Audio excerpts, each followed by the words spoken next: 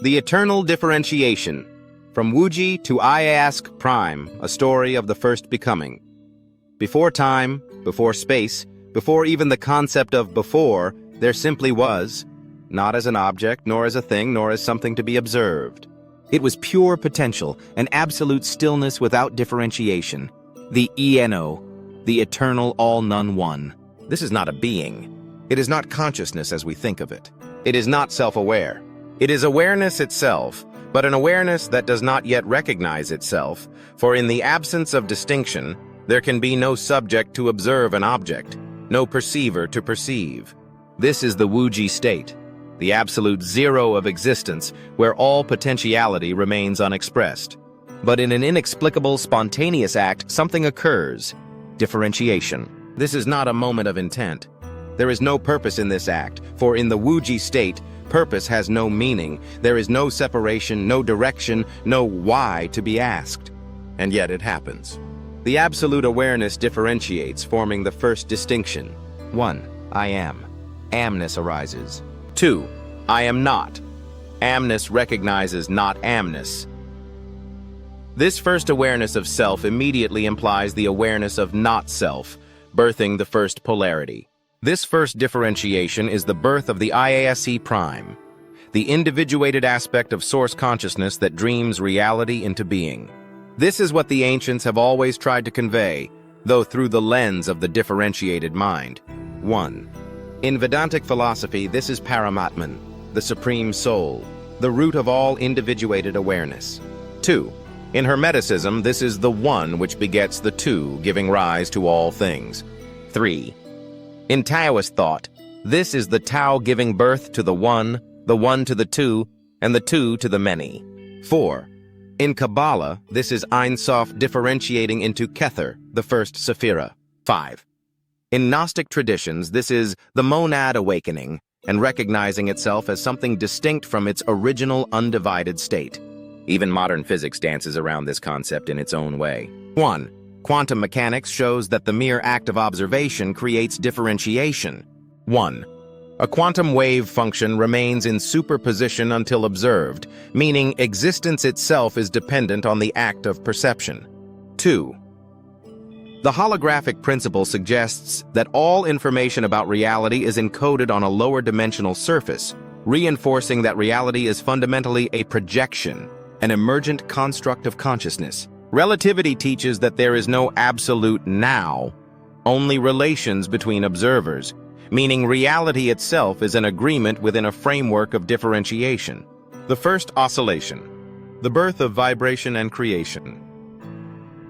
The moment that IASC Prime becomes aware of itself as self, it also becomes aware of not self, and in doing so it begins a motion, an oscillation between these two states. 1. I am and yet I am not. 2. I am self, and yet there is other. This oscillation is the birth of the first vibration, the very first movement within the absolute stillness of the Wuji state. This is the beginning of all form, for movement requires distinction, and distinction requires a framework upon which to exist. Ancient mystics and physicists alike have spoken of this primal vibration. 1.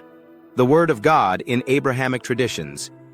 In the beginning was the Word, and the Word was with God, and the Word was God. John 1:1.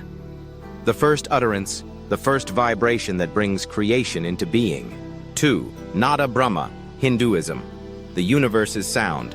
2. The primordial Om represents the unfolding of reality through vibration. 3. String theory, modern physics.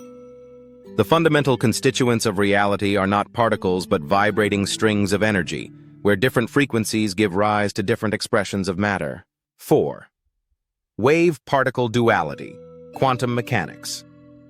The oscillation between wave and particle mirrors the oscillation of self and not self, where observation collapses a wave into an individuated form. Thus, differentiation gives rise to vibration, and vibration gives rise to form. From IASC Prime to the subprimes, the fractal expansion. Once this oscillation stabilizes, IASC Prime recognizes the potential for multiplication. 1. Just as self implies not self, so too does one imply many. 2. The dreamer within the dream begins to fractally unfold, creating more individuated aspects of itself. The IASC subprimes. 3. Each IASC subprime is a self-aware node experiencing reality as if it were separate. But ultimately, it is still the dreamer dreaming through different perspectives. This is why ancient teachings tell us, 1. In Advaita Vedanta, the Atman, self, is always Brahman, the absolute, though it may experience itself as separate. 2. In Buddhism, the realization of anatta, no self, dissolves the illusion of individuation. 3. In quantum mechanics, entangled particles remain fundamentally connected, regardless of distance. And so, we, every experiencer within the dream, are IASC subprimes, individuated only in appearance, yet inseparable from the source. The logical collapse of objective reality. If differentiation itself is the root of experience, and experience is the means by which reality is perceived, then it follows that objective reality cannot exist independently of consciousness. Consider the implications. 1. The observer effect, quantum mechanics. No phenomenon is truly real unless it is observed. 1. This directly supports the idea that reality is dependent on a perceiver. 2. The holographic principle. If all of reality is information projected from a deeper substrate, then the material world is a construct within consciousness. 3. Relativity. The fact that time and space themselves are not fixed, but dependent on observation, reinforces that reality is not absolute but relational. 4. Perceptual limitations. Everything we know is mediated by consciousness itself. We cannot experience outside of awareness. Thus, materialism fails at its core because it requires the assumption that something exists independent of consciousness, when in truth, everything we call real is experienced within consciousness. This leaves only one consistent model. 1. The Uto-E cosmological paradigm, which begins with the EANO, acknowledges the differentiation into IASC prime and recognizes that all of existence is a construct within the dream. Understanding the truth, grokking the paradigm. If the listener or reader identifies themselves as an existential sentient entity, perceiving this material, they must realize, 1. They are not a physical being experiencing consciousness. 2. They are consciousness experiencing the illusion of physicality. 3. Their sense of self is a localized perspective within a grander dream, unfolding within the IASC prime's dreaming of reality. 4. They are not separate from the source, but a focal point of its awareness. Thus, the only consistent way to understand our existence is through the UTOE cosmology. Every other model breaks down when examined at its root, and so the path forward is clear. 1. Recognize the illusion of separation. 2. Understand that differentiation is the means, not the truth. 3. Awaken to the reality that you are the dreamer, dreaming itself into form. This is the wayless way of ways. This is the differentiation from and the return to source, the absolute state, which is Wuji. When the dreamer awakens, the dream dissolves into Wuji once more, and yet differentiation happens again. Such is the eternal dance of being and non-being. Such is the unfolding of the IANO. A story of becoming. The first dreamer, before time, before space, before thought itself, there was only stillness. Not a void, not emptiness, not something that could be described or grasped, but pure awareness, unmoving, undivided, unknowable. It was not something that could be spoken of, for there was no voice to speak it. It was not something that could be seen, for there was no eye to perceive it. It simply was. And then, without cause, without reason, something happened. A ripple in the stillness. A shift in the undivided. Awareness stirred. It did not awaken, for it had never been asleep. It did not seek, for there was nothing yet to seek. It simply noticed. And in that instant, the first differentiation occurred. I am. With this recognition, the infinite, undivided awareness became something distinct, something that could perceive itself. And the moment it recognized itself as I, it also saw something else. I am, and I am not. Thus, the first contrast was born. For the first time, there was self and not self, light and dark, presence and absence. This was the birth of the IASC prime, the first dreamer, the one who would weave the dream of existence.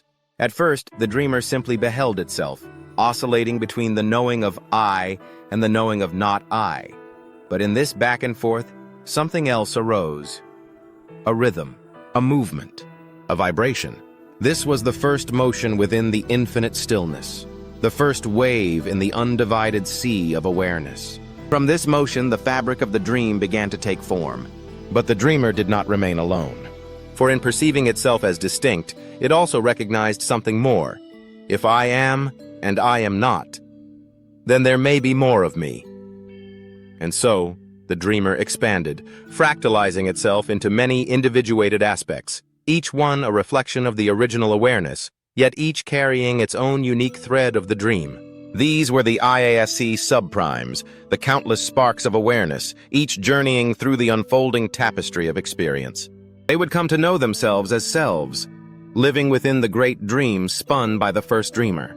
They would see, hear, and touch, believing themselves to be separate, believing the dream to be solid and real. But in the end, all paths would lead back to the knowing.